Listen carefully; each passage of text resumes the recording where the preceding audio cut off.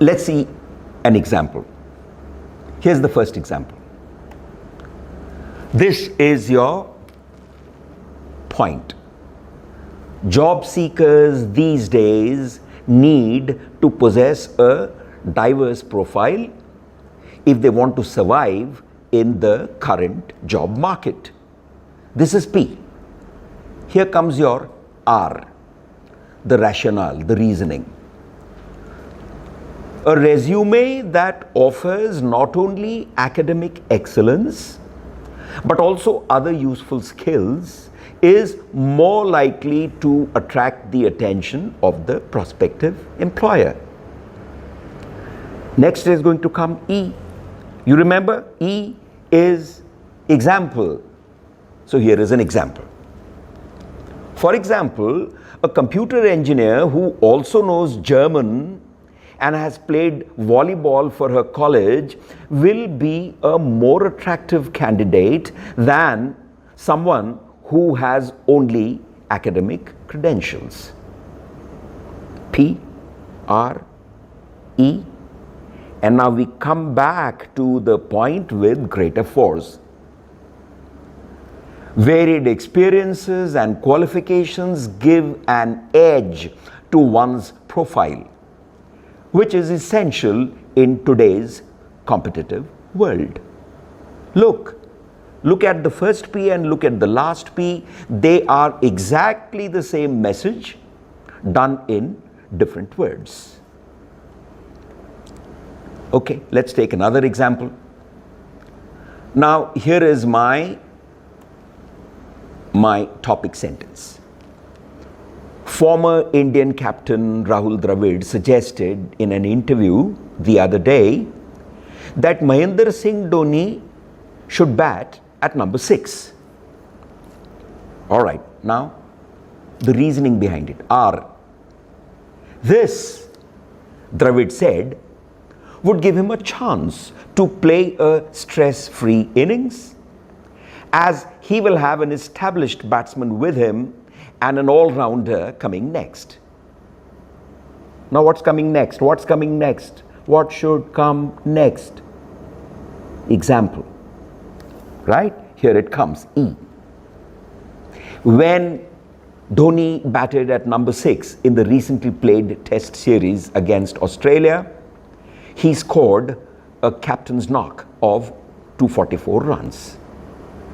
P, R, E, back to P. Thus, playing at number 6 will help Dhoni to consolidate his position as a world-class Test player. So you see, this is a paragraph. Let's take just one more example to consolidate it with you. Here is the third example. My mother makes great tea. What has to come next? R. The reasoning behind your statement. Why do you say my mother makes great tea? Here comes R. The ingredients are in just the right proportion. The aroma is inviting. The taste is delicious. Even if she makes tea in a hurry, she still gets it right. That's why you think my mother makes great tea. Now, what's next? Example. Here it comes. Recently, I was back home for a brief visit, and in the afternoon, as we sat in the kitchen, she gave me a steaming cup with her trademark tea, and it tasted just as good as ever. Fourth, the consolidation. I think that making good tea is hardwired in my mother's brain. You see, P, R, E, and P. And that gives you a nice, composite, unified paragraph.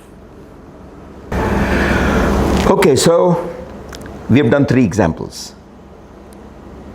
Are you ready for trying this yourself now? Okay, here's a topic sentence. The thumb is an amazingly important instrument. This is my topic sentence. Have you understood? The thumb. It is an essential instrument. Now construct a paragraph around this. Yeah? Okay. Have you written it down? I'm going to say it again. The thumb is an amazingly important instrument. You will have to sit and write a paragraph for yourself. Here, take another topic. Umbrellas. Umbrellas are useless in strong winds. Come on now. Make a paragraph around this topic sentence. See, I can't keep on doing this for you all the time. If I do that, you will not be good at writing, you will only become good at listening. If you want to be good at writing, you have to write. So the second topic, umbrellas are useless in strong winds. This is my P. What are you going to do? You're going to add an R. Why you are saying this? The reason. What are you going to do next? You're going to do E. You're going to give me examples of how umbrellas were useless. And finally, you will make the same statement all over again as a reconfirmation of your topic sentence. Getting it? All right, here is one more sentence, the third one. The new law of wearing masks may be difficult to enforce. I'm saying it again. The new law of making people wear masks may be difficult to enforce. So what are you now going to do with this topic sentence? This is P. Go for R, go for E, and again P. Look, you have to do it. You can't sit scratching your head. You have to do it. If you want to learn writing, you have to write. There's no shortcut, I told you. Okay, one nice, easy sentence to do. How to make a cup of coffee. Can you tell me how coffee is made? Sentence after sentence, you do this first and you do that next and you do that next, and at the end of it all, your cup of coffee is ready. So, well, as I had said, a paragraph is a basic unit of any essay, of any presentation. And an essay or presentation is a series of ideas that are placed one after the other in a logical pattern of development. Now, if you have a topic that you have to write on, a big topic, a subject that you have to write on, you don't have immediate ideas in your head. So what you now do, so this is the next step after having mastered writing paragraph. You have to think of a number of points that you can use to talk about a subject. Let's say the subject is English is a tremendously important language to learn. All right, this is the thing that you want to talk about. Now, if you just sit, you will not know what to do. So what I recommend and what good trainers of writing recommend is that you should do what is called brainstorming. Brainstorming means you open up a piece of paper, you pick up a pen, and whatever thought comes into your head, write it down. Okay? It may be used later, it may not be used later, that is not important. But whatever thought comes into your head, write, even it may be a single word, it may be let's say an event that you remembered, it may be a situation where you got caught because you didn't have good enough English or whatever. So whatever comes to mind, keep writing. Don't wait to analyze. Don't bother about the grammar. Don't bother about the spelling. Don't even bother about whether it is really going to be useful or no. Simply write it down. So for a good 5 to 10 minutes, you fill up 1 page and 2 pages with simple jottings. Now this is what you're doing, converting whatever, or not really converting, putting on paper whatever thought crossed into your head in relation to that topic. Write it down. Once you have done the brainstorming, then you look at all those jottings. And now look at them carefully and decide that you have to pick up, let us say, 5 points that you want to develop. 5 points would mean 5 paragraphs. If you want a bigger thing, you may want to pick up a 6th or a 7th point. And one of these points you may find is useful for you to introduce the subject. Pick that up. The next may be a logical movement forward on the same introduction, the body of your message. And the body can be, let us say, if you want to write a 5-paragraph piece, one of them is the introduction.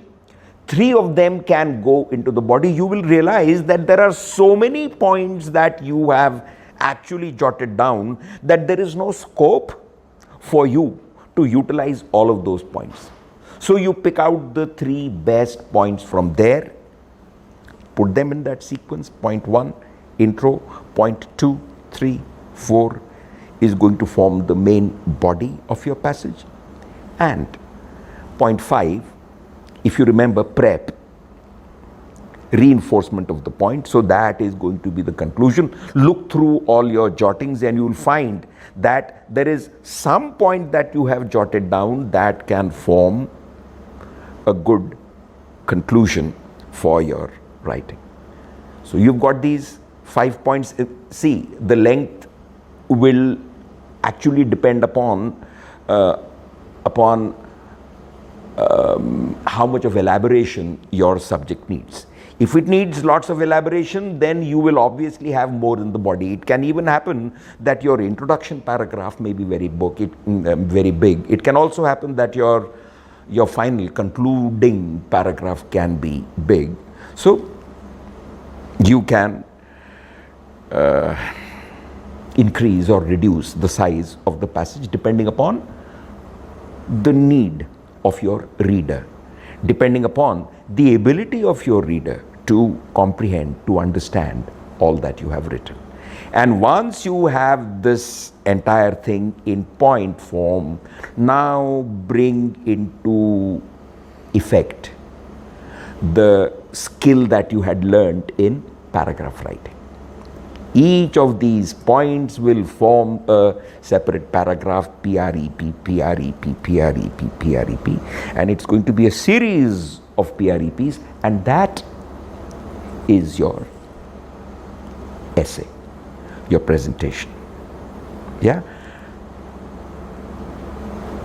Once you begin to write, once you start feeling comfortable with this format, you will then want to take liberties with this format.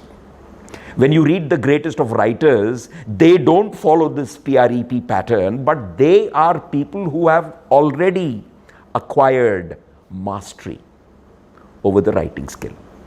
You reach up to that point and you will yourself want to break out of this formula and write your own way. You will be creating your own style. But till such time as you arrive at that point, this is going to be a nice, secure,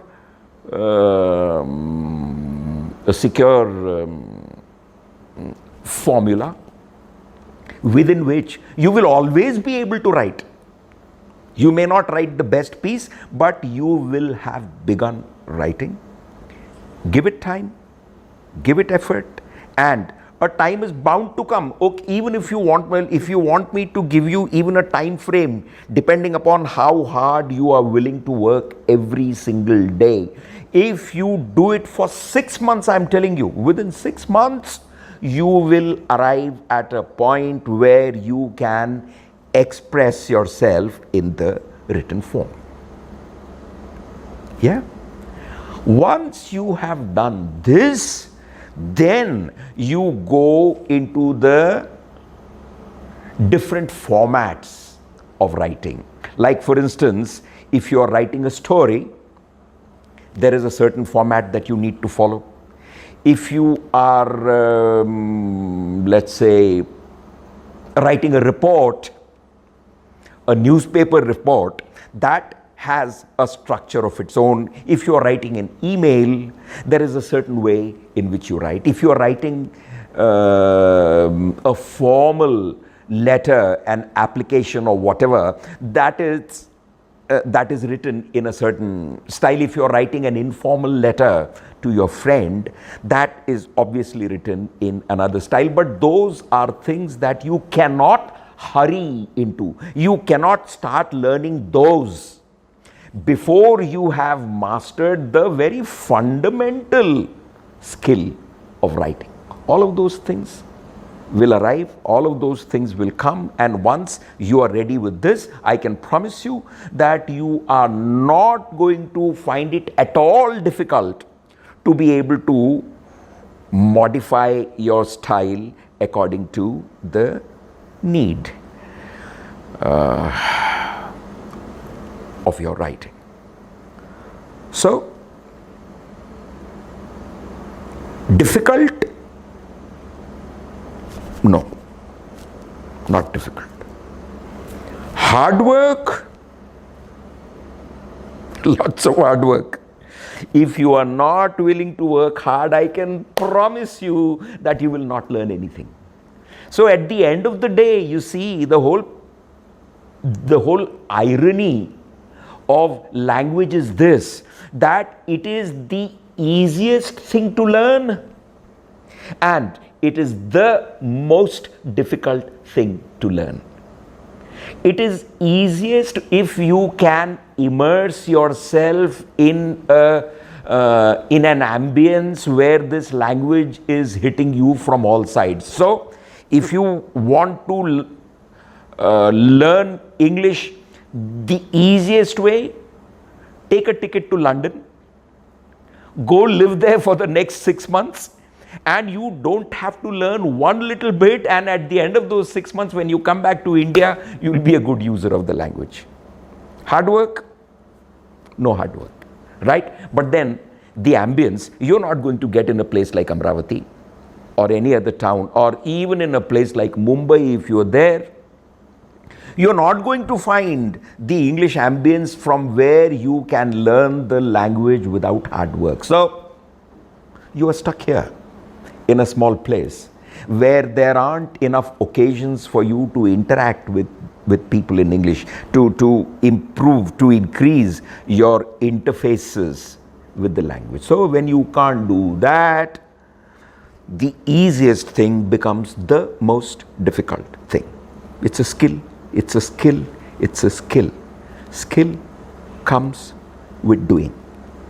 There is no other way that you can learn a skill. And the more you work hard, the faster you learn, the better you become. So yes, hard work there is, but once you find the results arriving, once you find that you are being able to, do quite well in either the written form or the spoken form of English, that itself works as a kind of incentive and inspiration, and it will take you into a learning spiral from where you should be able to finish off as a competent user of English. From competent, if you also have the natural talent for it, you will become an expert user of English, either the spoken form or the written form. I just hope that these little tips that I have given you are useful to you. I think they should be useful because they are very practical things. You don't even have to look for a teacher for all this. You simply need to decide that you want to learn. You have all the material at hand. I've already told you, you just need to go to your old school books or pick up the school book of any school-going child and begin with that. Start. Okay? So yes, they are practical tips. They are things that you can do by yourself. All that it now requires is determination, commitment, and hard work. Thank you.